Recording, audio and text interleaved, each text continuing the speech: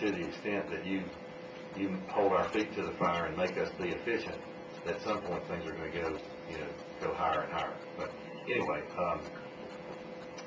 so far so good in the city of Statesville. I think we're providing the kind of services that our citizens need and demand, and we're doing it efficiently. And generally speaking, what I've learned in my now about 19 years as an elected official is that the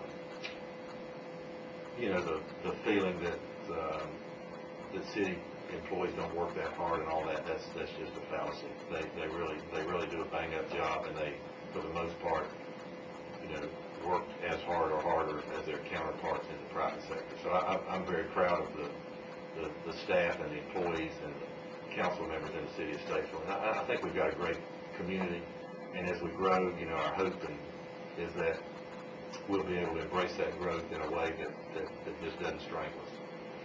Well, I want to thank you very much for joining us today, and we want to have you back on again soon. And we're here with the mayor of Statesville, and we're going to go to a break, and we're going to come back with your phone calls and get into the news. Thank you. Welcome back to the Real News. We just finished with our interview with the mayor. I thought that was very informative, and we got a phone call. Hello, are you with me today?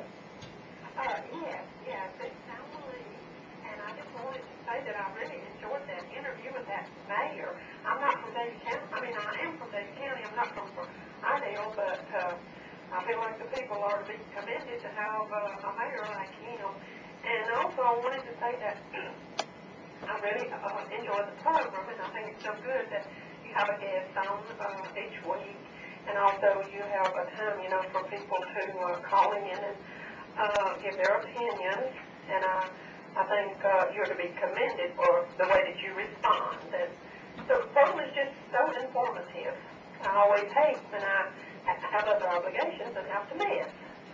So that's what I wanted to say. Well, we certainly appreciate you calling in and saying that. And everyone, always remember our website's therealnewsradio.com. We film our radio broadcast and we watch it 24/7. We also have a YouTube channel, The Real News Radio, and you can email us at onair@therealnewsradio.com. Again, our phone numbers are 704-873-1400. Our Davie County line is 336-499-0681. And we're going to go into the news.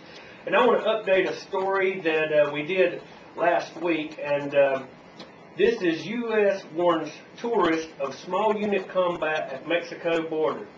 The U.S. State Department has issued an alert warning travelers that the equivalent of military small unit combat is taking place across the southern U.S. border in Mexico, and that Americans are being kidnapped and murdered there. Recent Mexican Army and police force conflicts with heavily armed narcotic cartels have escalated to the levels equivalent to military small unit combat and have included use of machine guns and fragmentation grenades, said the State Department. Now, you don't get this news anywhere else. Does this not just blow your mind? Confrontations have taken place in numerous towns and cities in northern Mexico, including Tijuana in the Mexican state of Baja California, and Chihuahua City in the state of Chihuahua, reads the alert. The situation in northern Mexico remains very fluid. The location and timing of future armed engagements there cannot be predicted. Last week we reported over 6,000 deaths in recent years along the Mexican border.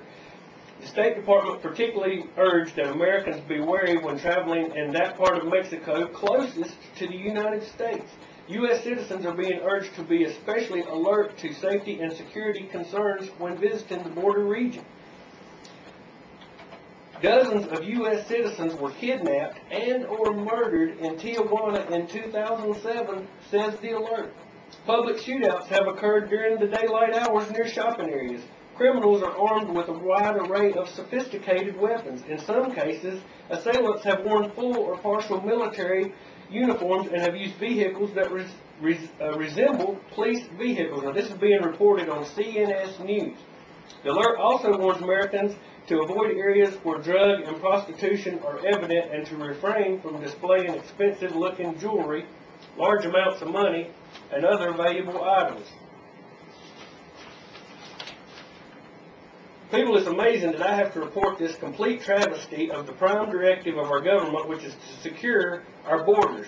Basically, lip service is what we have seen from Washington. What pitiful leadership we have that refuse to secure our southern border. An invasion of illegal aliens is an erosion of our economic fabric. It undermines our children's future, and I, for one, am not willing to just sit back and keep my mouth shut while I watch an incompetent government that refuses to represent my constitutional rights squander the country that I love's future, apparently on purpose.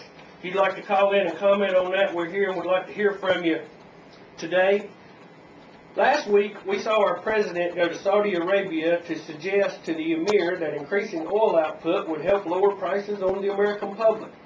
Of course, he was told supply was exceeding demand because both the emir and the president know that the problem with our high oil prices, for one, is our crumbling dollar. The dollar has lost 30% or more of its value since the year 2000.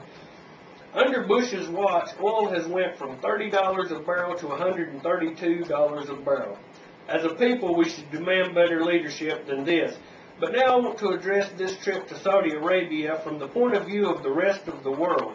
Here goes the President of the United States to Saudi Arabia to get lower gas prices on our country, which is about 4% of the world's population. But like a giant sow, we use 25% of the world's oil output, while at the same time our own government will not allow refineries to be built. And in the Anwar, where some reports say there is up to a 200-year supply of oil for the United States, our own government stands in the way of the oil companies.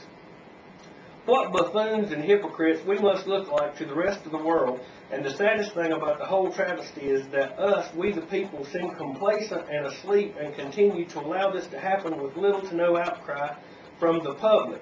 This should be unacceptable. I say drill into Anwar. Demand that our government start representing us, the citizens, instead of the elite and global corporations.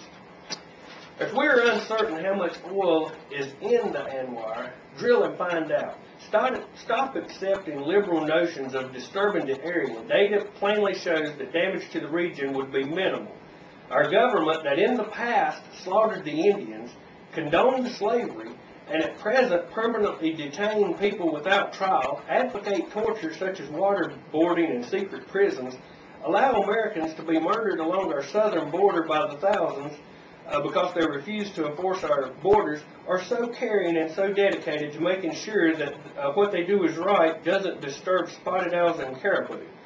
That we mustn't tap into this huge natural resource. I say, what hypocrites. Obviously, we have come to the point where our government doesn't reflect the best interest, safety, or security of we the people. If you'd like to call in and comment today, phone number is 873-1400. Our Davie County number is 336-499 and 0681. We'd like to hear from you today. We reported on this a couple of weeks ago, and we've got a follow-up. This is from American Family Association. McDonald's clarifies membership into the NGLCC. NGLCC website clearly shows McDonald's is a corporate partner and organizational ally, and that's with the National Gay and Lesbian Council. McDonald's is still trying to distort their support for the homosexual agenda by twisting words. McDonald's says it's not a member of the National Gay and Lesbian Chamber of Commerce, the NGLCC, but their website proudly lists them as a corporate partner and organizational ally. In a telephone call from McDonald's Vice President Jack Daly on May 2nd, he confirmed to the American Family Association that they gave $20,000 to the NGLCC. In addition, Daly told the AFA that Richard Ellis, Vice President of Communications for McDonald's, is a gay man, and he personally approved the $20,000